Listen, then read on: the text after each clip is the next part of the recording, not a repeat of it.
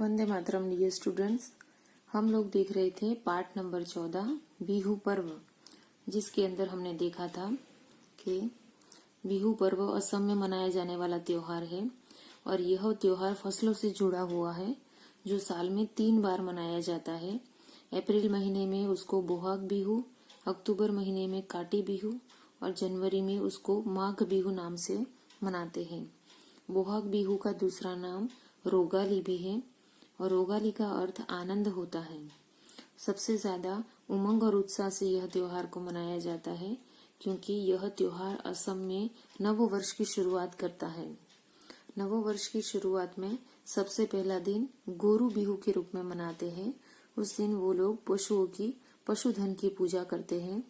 दूसरे दिन वो मनुह बिहू के रूप में ये त्योहार को मनाते हैं और उस दिन वो लोग अपने शरीर के ऊपर नीम के पत्तों का लेप करते हैं और फिर स्नान करके नए वस्त्र धारण करते हैं। तीसरे दिन गोसाई या फिर देवता बिहू के रूप में मनाया जाता है। इस दिन वो लोग मूर्तियों की भगवान की पूजा करते हैं और नया वर्ष मंगलमय जाए ऐसी वो प्रार्थना करते हैं। इस दिन गांव के सभी लड़के लड़कियां अपना जो पारंपरिक वस्त्र है यानी पहले से चली आने वाली प्रथा के अनुसार जो उनके कपड़े हैं वो पहनते हैं और फिर समूह में वो अपना बिहू डांस करते हैं, बिहू नृत्य करते हैं।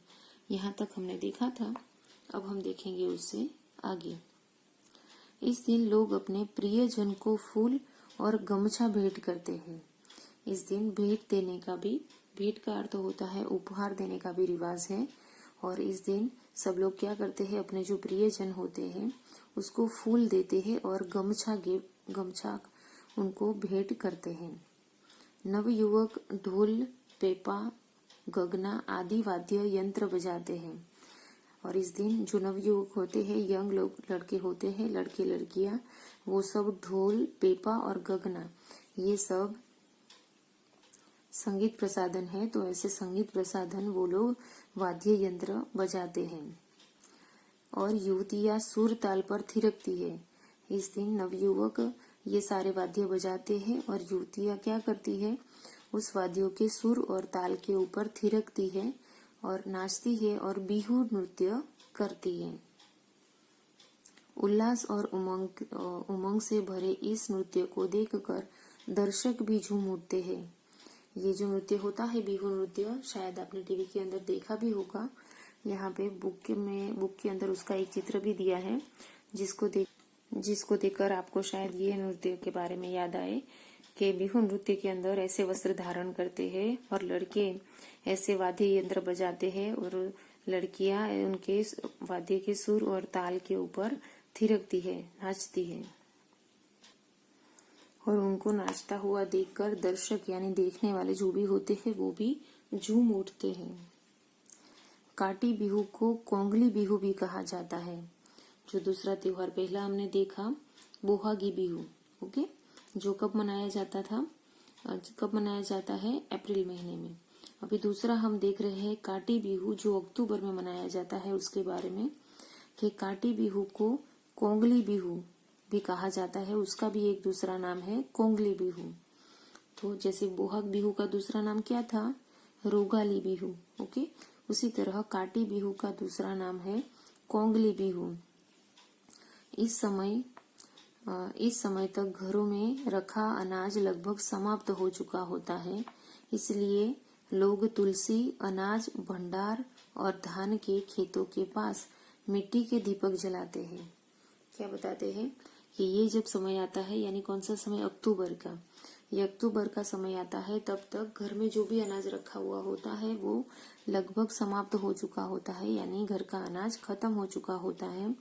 तो सब लोग तुलसी के पास, अनाज भंडारे के पास और धान के जो खेत है उसके पास एक मिट्टी का दीपक जलाते हैं, यानी मिट्टी का एक दिया जलाते हैं और घरों के आंगन में तुलसी का पौधा लगाया जाता है।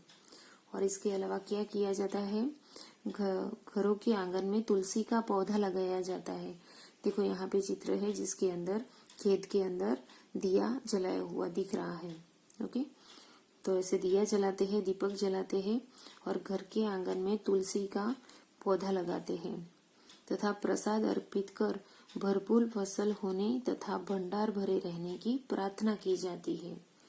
और दीपक जलाने के साथ वो लोग क्या प्रसाद अर्पित करते हैं, उनको प्रसाद देते हैं और फिर क्या प्रार्थना करते हैं कि भरपूर फसल हो और पूरा भंडार उनका अनाज से भरा रहे। ऐसी प्रार्थना वो लोग दीपक जलाने के बाद करते हैं। माघ महीने की संक्रांति से पहले दिन माघ बिहू मनाया जाता है। यानी पहला हमने देखा बोहाग बिहू, दूसरा देखा हमने काटी बिहू, अभी तीसरा हम देख रहे हैं माघ बिहू जो मनाया जाता है जनवरी के अंदर। ओके, तो माघ बिहू की संक्रांति से पहले दिन माघ बिहू मनाया जाता है। संक्रांति के पहले दिन ये फेस्टिवल माघ बिहू मनाया जाता है।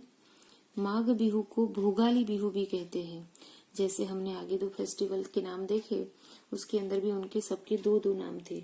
जैसे बोहाग बिहू का नाम था रोगाली, काटी बिहू का नाम था कोंगली बिहू, वैसे ही माघ बिहू का दूसरा नाम भोगाली बिहू, यानी उसको भोगाली बिहू के नाम से भी कहा जाता है। भोग शब्द से भोगाली नाम बना है, जिसका अर्थ है आनंद और भोजन। भोगाली शब्द का अर्थ क्या होता है? आनंद और भोजन। भोग और भोग शब्द से बनता है भोगाली और उसका अर्थ है आनंद और भोजन। इस समय तिल, चावल, नारियल आदि की फसलें भरपूर होती है। ये जो समय है, कौन सा समय बताया है इसके अंदर? जनवरी का समय। तो जनवरी के समय में तिल, चावल और नारियल की फसल बहुत ज्यादा होती है, भरपूर होती है और बहुत धूमधाम से खान पान होता है। और फसलें ज्यादा होने की वजह से बहुत खान पान इस समय पे चलता है। इस दिन विविध प्रकार के व्यंजन बनाए जाते हैं। ये दिन है भोगाली बिहू। उस दिन बहुत अलग अलग तरह के व्यंजन यानी अलग अलग तरह के पकवान बनाए जाते हैं। यह समय खेती से जुड़े लोगों के लिए विश्राम का समय होता है। यानी ये जो भोगाली माघ बिहू का समय है, माघ बिहू त्योहार का समय है, वो उनके लिए आराम का, विश्राम का समय होता है, क्योंकि इस समय पे उनके तिल, चावल, नारियल की फसलें बहुत भरपूर हो जाती है। तो ये समय वो लोग विश्राम करते हैं। इस समय वे रिश्तेदारों से मिलते हैं तथा साथ साथ भोजन का आनंद लेकर यह समय व्यतीत करते हैं। क्या बताया है कि इस समय पे वो लोग भोजन का तो अलग अलग व्यंजनों का तो आनंद लेते ही हैं, पर साथ साथ वो अपने नाते रिश्तेदारों से मिलते हैं और उनके साथ वो भोजन का भी आनंद लेते हैं और इस तरह से वो समय को व्यतीत करते हैं। माघ बिहू का पहला दिन उरुका कहलाता है। यानी माघ बिहू जब मनाया जाता है तो उसके पहले दिन को उरुका कहते हैं। इस रात को गांव के लोग मिलकर खेती की जमीन पर विभिन्न प्रकार के व्यंजनों का लुत्फ उठाते हैं। ये त्योहार में इस दिन को रात को सब लोग गांव में मिलते हैं और खेती की जो जमीन होती है वो जमीन के ऊपर ही वो विभिन्न प्रकार के यानी अलग अलग तरह के पकवान, व्यंजन यानी अलग अलग तरह के पकवान का लुत्फ उठाते हैं। लुत्फ का अर्थ होता है आनंद, मजा।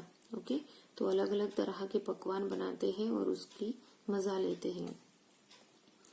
व्यंजनों में कलाई की दाल खाना आवश्यक होता है। जो अलग अलग पकवान बनाए जाते हैं वो पकवान के अंदर एक आवश्यक चीज होती है, वो है कलाई की दाल। ओके, तो इसको बनाना जरूरी होता है। रात में आग जलाकर लोग जागते हैं। इस त्योहार के अंदर सब लोग क्या करते हैं? रात में आग जलाकर जागते रहते हैं और सुबह सूर्य उदय होने से पहले नदी, तालाब या किसी कुंड में स्नान करते हैं। रात को वो लोग जागते हैं और सुबह सूरज के उगने से पहले, सूर्य उदय यानी सूरज के उगने से पहले वो लोग नदी या फिर तालाब या फिर किसी कुंड में जाके स्नान करते हैं। स्नान के बाद खर से बने हुए मेजी जलाकर ताप लेने की भी परंपरा है। स्नान करके खर से बने हुए मेजी, खर से बने हुए मेजी का अर्थ होता है सूखे पत्तों व घास से बनाया गया झोपड़ी नुमा भंडार घर, जो खेत में अनाज रखने के काम आता है। यानी वो लोग क्या करते हैं, ऐसे घास फूस से बनाया हुआ एक झोपड़ी जैसा घर, भंडार घर, उसको वो क्या करते हैं, उसको जलाते हैं और उसका ताप लेते हैं। ओके, उसकी भी वहां पे परंपरा है। इस अवसर पर लोग दही चिवड़ा आदि खाते हैं, और साथ में वो लोग क्या खाते हैं, दही और चिवड़ा, और रात भर खुशी से नाचते गाते हैं। इस प्रकार उल्लास और उमंग का त्योहार बिहू संपन्न होता है। वो लोग रात भर नाचते रहते हैं, गाते रहते हैं और उमंग और उल्लास के साथ ये त्योहार संपन्न करते हैं। ओके, तो यहाँ पे बिहू त्योहार की, बिहू पाठ की हमारी संपूर्ण समझौती पूरी होती है। नेक्स्ट वीडियो में हम लोग यह चैप्टर की एक्सरसाइज देखेंगे। Okay, bye students.